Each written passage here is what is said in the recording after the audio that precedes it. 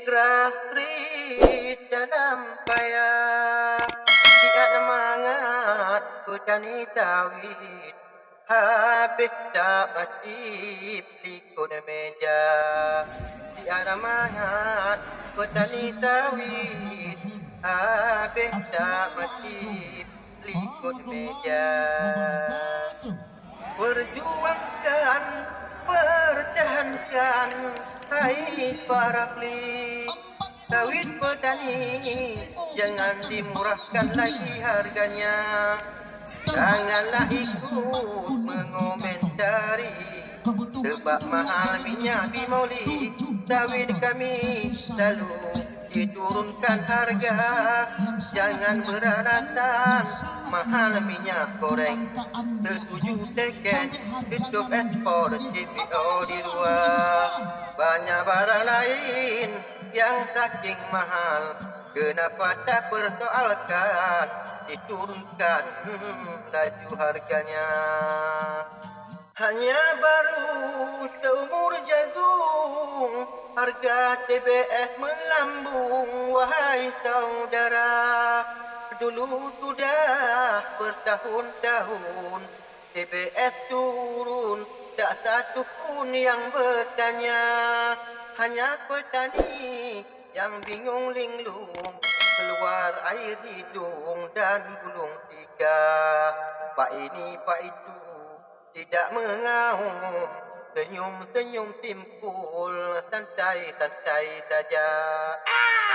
Hati kita nak Wajar harga TBS naik Pupuk melejit racun rumput mahal semua Harga barang lain memang dah sengit Pertama naik Pertalit kadang langka Mengapa itu tidak digubri Wahai elit wakil rakyat jelata Jangan undergo usaha sawit TBS naik belum seberapa Bila dibandingkan dengan barang lain Dengan ikan asin saja masih murah dia Apalagi dengan barang yang lain Seperti barang toko dan kain Oh sudah lipat ganda Kalaulah repot karena mahal minyak makan Pangkas tunjangan pejabat negara